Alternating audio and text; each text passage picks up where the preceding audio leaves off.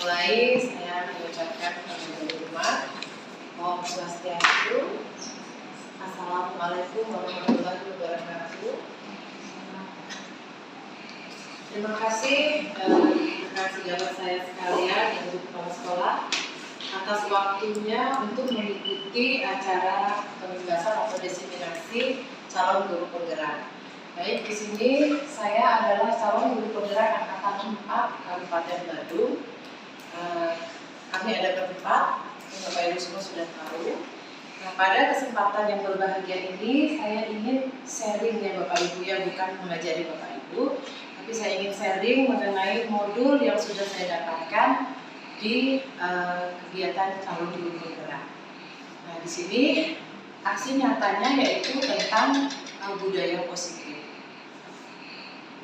Adapun tujuan dari kegiatan ini diharapkan Bapak Ibu jadi memahami atau mengenal konsep budaya positif. Yang kedua, memahami bagaimana menciptakan suasana positif di kelas dengan proses pembelajaran yang berpihak pada murid. Yang ketiga, memahami penerapan budaya positif di kelas dan di sekolah. Nah, ini menurut Bapak Ki Hajar Dewantara, budaya positif atau ekosistem positif. Jadi kita itu mengambil contoh ya, perbandingannya kita dengan tugas seorang petani, yang dimana dia dalam hakikatnya itu menanam padi. Kemudian petani itu hanya menuntun tumbuhnya padi dan ia memperbaiki kondisi tanah, kemudian memelihara tanaman padi, memberi pupuk, memberi air, dan membasmi ulat-ulat atau jamur-jamur yang mengganggu hidup tanaman padi yang lainnya. Demikian juga dengan tugas kita sebagai seorang guru, ternyata anak itu sudah memiliki kodratnya. Jadi kita tidak bisa membayangkan anak itu seperti selembar kertas kosong. Selama ini kita beranggapan, oh anak itu selembar kertas kosong, yuk kita isi yuk, kita gambar gitu. Ternyata tidak. Pak Ki Hajar Dewantara mengatakan bahwa anak-anak itu sudah memiliki kodrat dan kita hanya menebarkan titik-titik kodrat itu. Jadi kita hanya menuntun mereka dan kemudian kita merawat mereka dan kita berusaha untuk bagaimana caranya biar bakat anak itu semakin terlihat. Jadi kita tidak berhak untuk mengubahnya karena anak itu sudah mempunyai kodrat dari dia lahir. Jadi anak itu bukan selembar kertas kosong lagi. Dan begitu. Nah, yang kedua, apa itu arti disiplin? Dan 3 motivasi perilaku manusia. Yang ketiga, itu tentang keyakinan kelas, hukuman, dan penghargaan. Yang keempat, kebutuhan dasar manusia. Yang kelima, posisi kontrol. Dan yang keenam, apa itu segitiga restitusi. Nah, untuk yang pertama, penggunaan diri. Dan teori kontrol mengatakan bahwa semua perilaku memiliki tujuan, bahkan terhadap perilaku yang tidak disukai. Jadi yang kedua sekarang adalah ilusi bahwa semua penguatan positif efektif dan bermanfaat. Jadi penguatan positif atau bujukan adalah bentuk-bentuk kontrol. Segala usaha untuk bisa mencoba mengubah orang agar berpandangan sama dengan kita, tapi tidak di teori kontrol. Di sini kita diajak untuk berusaha memahami pandangan orang lain tentang dunia.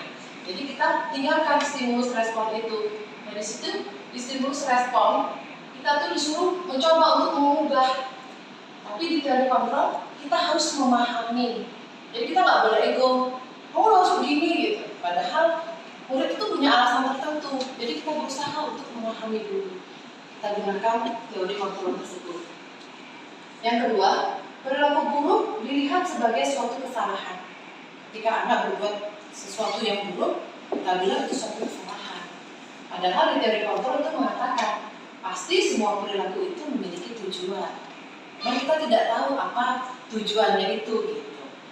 Nah, yang ketiga, orang lain bisa mengontrol saya. Tapi di teori kontrol mengatakan hanya Anda yang bisa mengontrol diri Anda.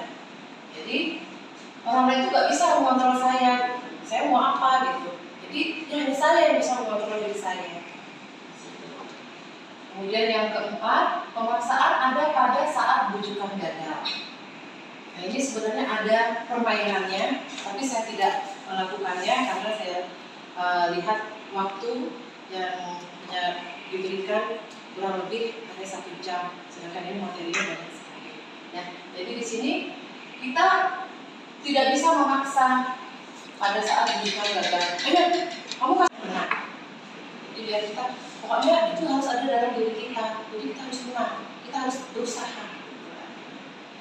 Baik, berikutnya kita sudah masuk pada pembahasan yang kedua, yaitu apa makna disiplin. Mungkin Bapak Ibu ada yang tahu apa sih itu sebenarnya disiplin? Ada yang tahu? Kadang-kadang ya Bapak Ibu. Ya, oke. Karena disiplin itu ya Bapak Ibu, kita selalu mengaitkan dengan tata tertib. Ya atau ya? Ya. Ya, kita selalu dikaitkan dengan tata tertib, teratur, kemudian kepatuhan pada peraturan. Ya. Nah, sebenarnya disiplin itu, apakah menurut Bapak Ibu disiplin itu kita harus mengikuti aturan? Harus mengikuti aturan? Apa kita belajar mengikuti aturan? Bertanggung jawab sama aturan yang ada. Ya, kita bertanggung jawab tuh. Nah, itu berarti kita mulai dari belajar, ya kan? Belajar mengikuti aturan yang ada. Nah, dari belajar, siswa itu akan berproses. Nah, disitulah dia akan memahami, oh ini loh akibatnya kalau tidak begini. Jadi dia tidak karena, saya ikutin aja deh daripada saya dihukum. Nah, jadi dia disitu sambil belajar, dia berproses. Ya, nah menurut Ki Hajar Dewantara ataupun kita untuk mencapai murid yang disiplin itu harus ada disiplin diri yang memiliki motivasi internal dari dalam diri kita. Nah, di sini jadi motivasi internal itu nanti kita akan menemukan 3 motivasi perilaku manusia. Yaitu yang pertama, Bapak Ibu memilih yang mana? Motivasi internal, yang ketiga, kedua, apa kesatu?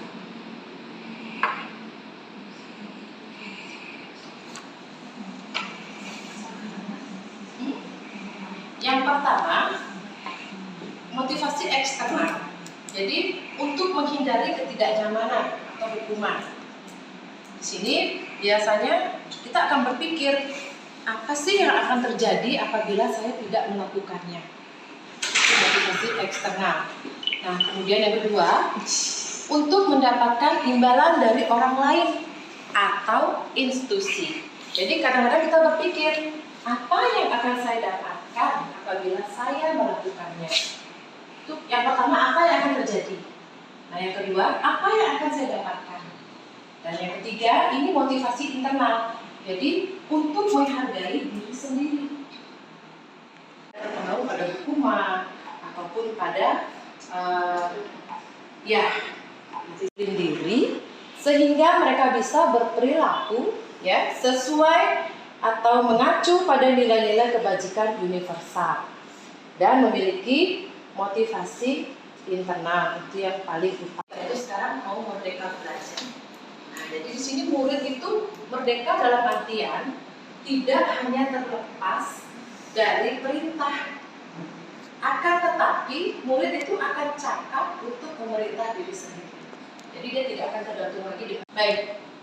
Untuk poin yang keempat, ini yang paling bawah, Bapak Ibu bisa lihat ada peraturan kelas dari dalam ya, paling dalam peraturan kelas.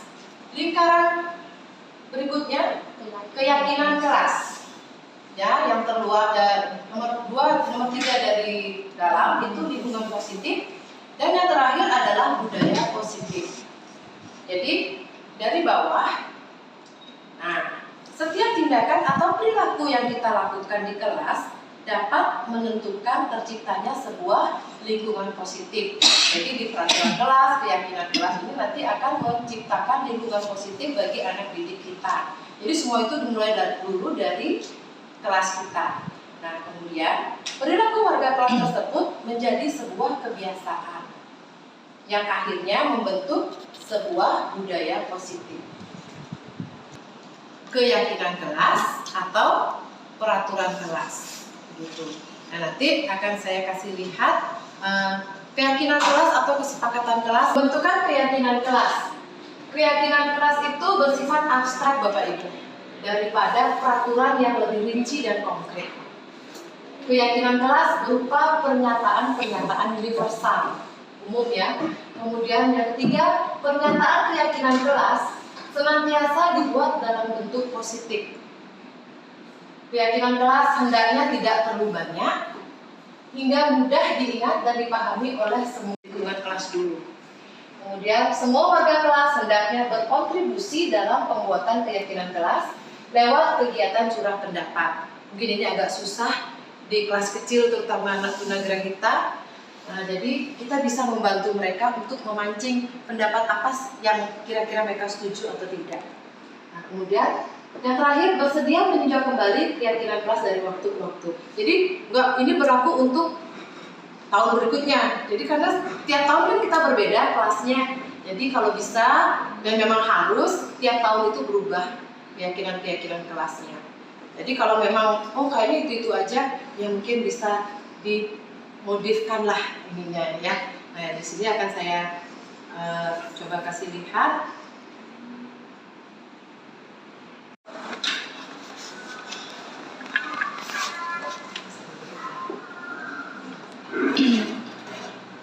Nah, murid saya yang ada itu hanya 4 orang yang masuk. Seharusnya banyak, jadi nggak bisa pakai masker. Baik, selamat pagi anak-anak. Pagi, Bagaimana kabarnya nih? Sehat. Ya, anak-anak, seperti yang sebelumnya, bahwa pada hari ini kita akan mencoba untuk membuat kesepakatan kelas 3. Ya, jadi untuk kelas 3. Nah, kita menerapkan budaya positif, jadi kelas dulu, ya. Misalnya, saya ngomong deh, di dalam kelas kita aktif belajar, apa belajar? Karena aktif belajar. Nah, kalau anak ini, nanti anak-anak tempel ya, tempel di sini, di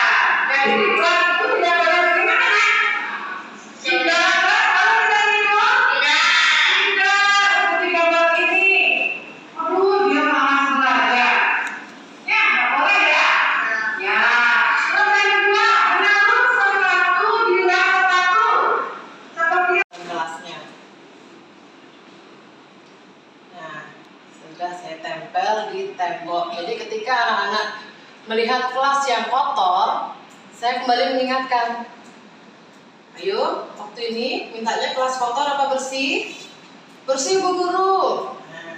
Nah, dari yang hal yang sederhana dulu.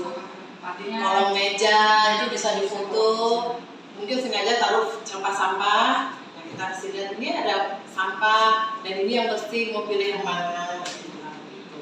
Jadi kebersihan di kolong meja dulu, gitu saja. Tuh, kemudian lagi ke sini. Kebajikan yang dituju ya Bapak Ibu ya, itu baru kita mengarah ke peraturan. Nah, di situ anak diajak dulu bagaimana sih bertanggung jawab itu, gitu. Jadi kita akan jelaskan, oh tanggung jawab itu berarti kalau kita habis pinjam sesuatu barang, kembalikan lagi. Kadang-kadang anak-anak kan pinjam menggerak temennya, udah main lempar gitu aja. Itu kita ingatkan, ayo kembalikan lagi atau bukunya kembalikan ke tempatnya. Kemudian menghormati orang lain dan diri sendiri. Dengan cara apa? Peraturannya dilarang mengganggu orang lain. Demikian seterusnya. Seperti menghormati orang lain, komitmen pada tujuan. Itu jadi kita mengharapkan siswa itu agar dia mengikuti peraturan, hadir di sekolah 15 menit sebelum pembelajaran dimulai. Sekarang untuk pembahasan berikutnya adalah kebutuhan dasar manusia. Bapak Ibu, sebenarnya seluruh tindakan manusia itu memiliki tujuan tertentu. Semua yang kita lakukan adalah usaha terbaik untuk mendapatkan apa yang kita inginkan. Nah, jadi ketika kita berjuang untuk mendapatkan itu, berarti sebenarnya kita tuh sedang berusaha untuk memenuhi kebutuhan dasar manusia. Ini ada 5 kebutuhan dasar manusia. Yang pertama itu adalah kebutuhan bertahan hidup, itu di tengah-tengah. Yang pertama, kebutuhan bertahan hidup. Jadi apa sih kebutuhan yang bertahan hidup itu? Nah, kebutuhan yang bersifat fisiologis untuk bertahan hidup. Misalnya kesehatan, makanan, rumah, seperti itu. Nah, jadi kebutuhan yang paling utama itu adalah kebutuhan bertahan hidup. Nah, kemudian yang kedua adalah cinta dan kasih sayang. Kemudian yang ketiga, penguasaan. Yang keempat, kebebasan. Dan yang kelima adalah kesenangan. Nah, di sini ada kasus. Nah, mungkin siapa yang bersedia untuk membacakan pertanyaan pemateri? Mungkin saya bisa tolong dengan Pak Anom. Tak tolong dibacakan pertanyaan atau kasus yang sedang dialami oleh Ibu Ambar. Pertanyaan pemantik. Maaf saya mendekat ya. Silakan. Maaf ya. Ibu Ambar, guru wali kelas. Ibu Ambar, guru wali kelas 2A di SD Pelita Hati. Sedangkan bingung menghadapi ulah salah satu murid di kelasnya, Doni. Beberapa anak di kelas 2A telah datang padanya dan mengeluhkan Doni yang seringkali meminta bekal makan siang mereka dengan paksa. Jika menghadapi situasi seperti Ibu Ambar, apa yang akan Anda lakukan? Menurut Anda, kira-kira apa alasan Doni melakukan hal itu? Ya, terima kasih Pak Anom atas partisipasinya. Alasan Doni untuk melakukan dia minta bekal makan siang kepada temannya. Nah, kita bisa lihat apabila alasannya mengambil bekal temannya karena dia merasa senang, temannya jadi memperhatikan dia. Ketika temannya melaporkan tindakan itu kepada gurunya dan gurunya memberitahu orang tuanya, sehingga orang tuanya menjadi memperhatikan Doni. Dan kebutuhan dasar yang dipenuhi oleh Doni adalah kebutuhan akan cinta dan kasih sayang. Jadi dia tuh sengaja mencari-cari agar dia itu diperhatikan. Dan kemudian anak itu akan dilaporkan ke orang tuanya. Nah, ini akhirnya mendapat kebutuhan akan cinta dan kasih sayang.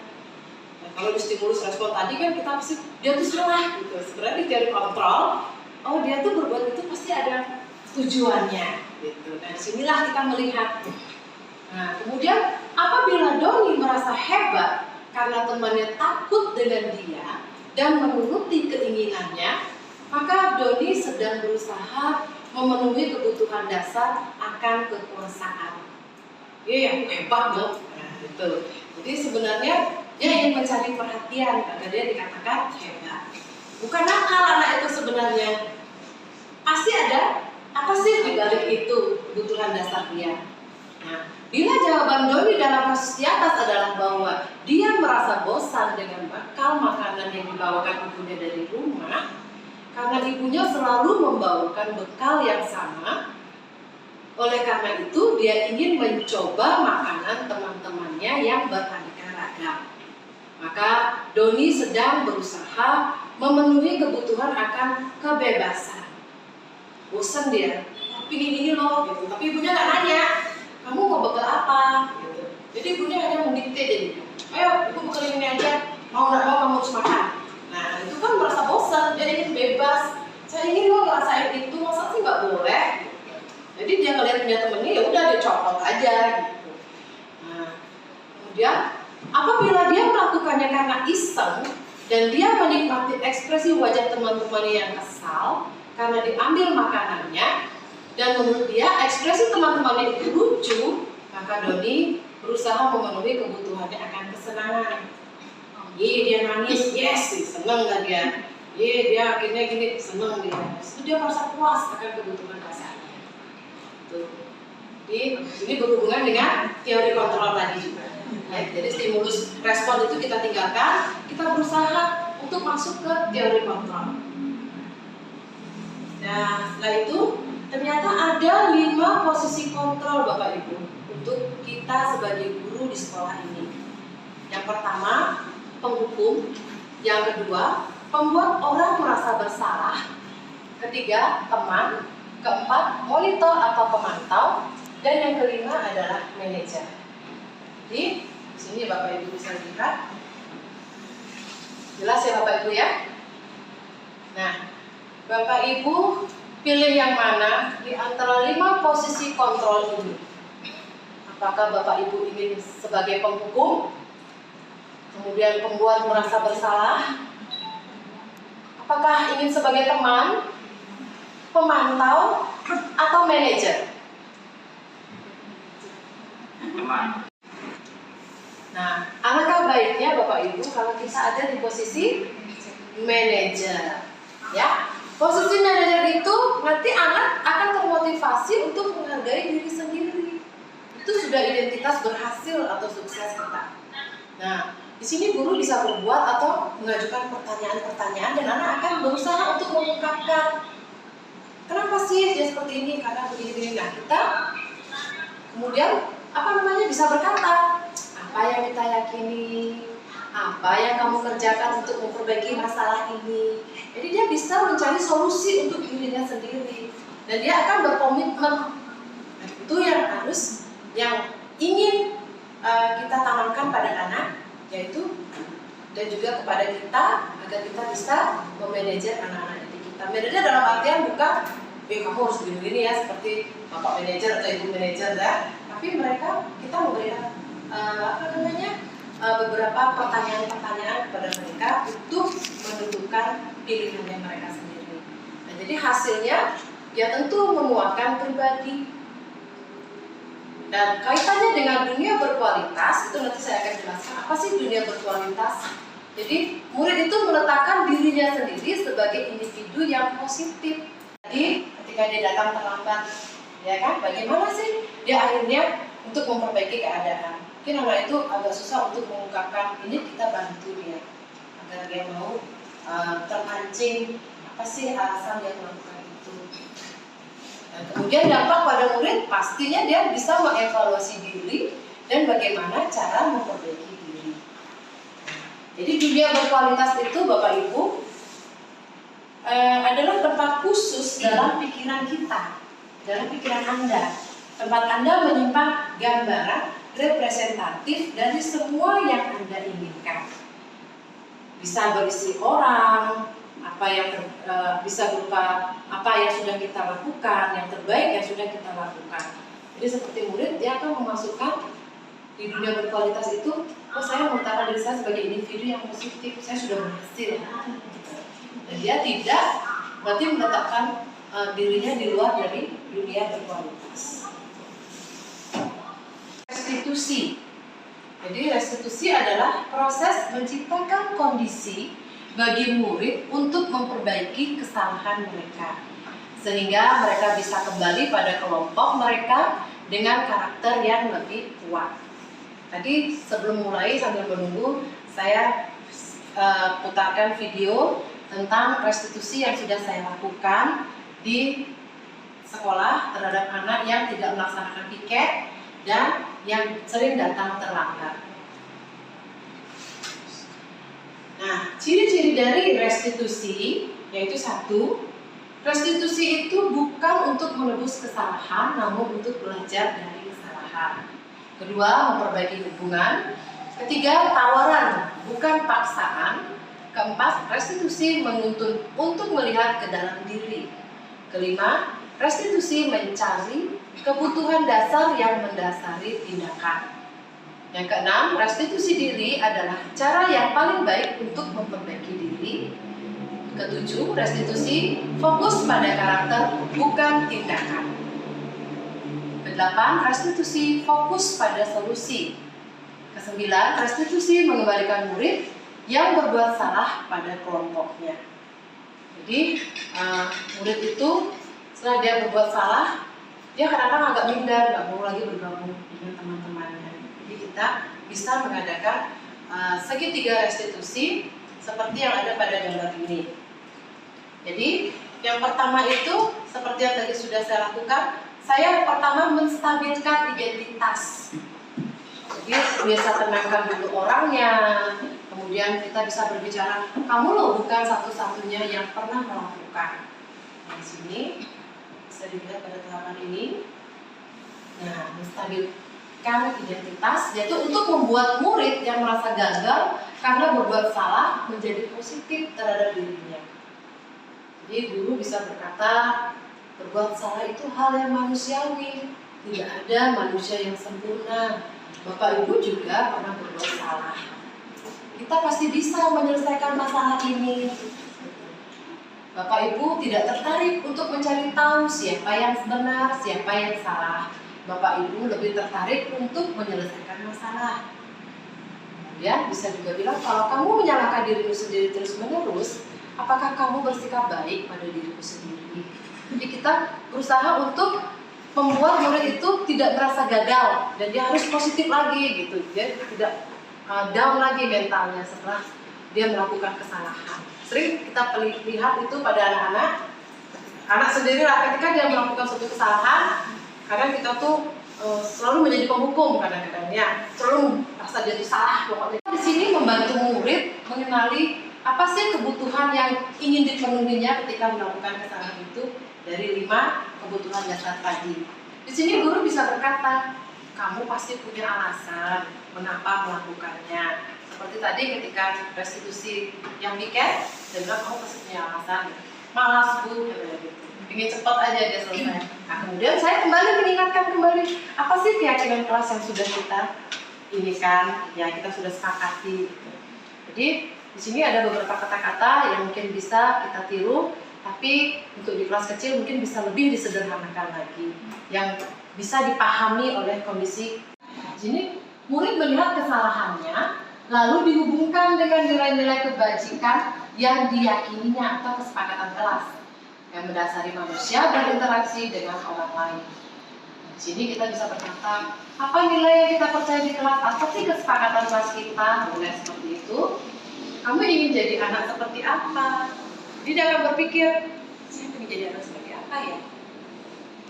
Kalau kita yang memponis, kamu tuh malas sekali ya. Jadi, oh saya ini malas ya jadinya. Jadi udah, dia mau jadi saya malas, ya udah saya malas gitu. Jadi kita berikan peluang dia untuk mengungkapkan, saya lo ingin seperti ini. Jadi kalau dia mengungkapkan positif yang negatif, kita coba untuk mempositifkannya. Jadi kita tetap melihat apa sih kebutuhan dasar dia melakukan perbuatan itu. Nah, ini adalah pembahasan yang terakhir. Mungkin tadi Ibu belum lihat videonya Bu ya. Mungkin saya bisa sebentar.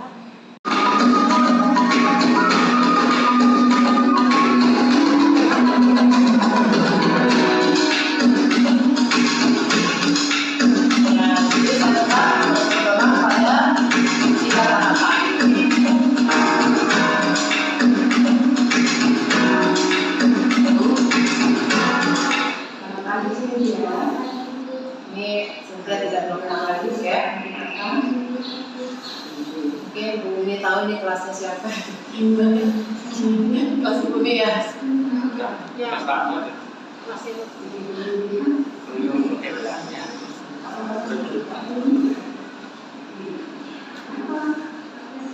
Nah, malas Bu, sempat saya bilang.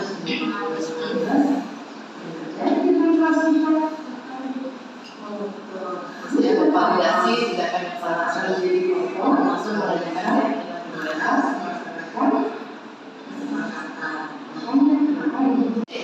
itu memang ada aksi nyata yang harus kita laksanakan, budaya positifnya yang harus kita juga imbaskan kepada teman-teman rekan-rekan kerja sekalian. Mungkin nanti kalau seiring waktu ada yang mau ditanyakan, bisa langsung bertanya pada kami. Kami ada berempat dan guru pendamping individu kami yaitu Ibu Tasya. Nah, saya berharap kedepannya agar ada lagi teman-teman dari SNB ya Bu yang menyusul untuk lolos di guru penggerak. Mungkin sekian dari saya. Terima kasih sekali lagi saya sampaikan atas waktu Bapak Ibu di siang hari ini. Om Santi Santi Santi Om. Wassalamualaikum warahmatullahi wabarakatuh.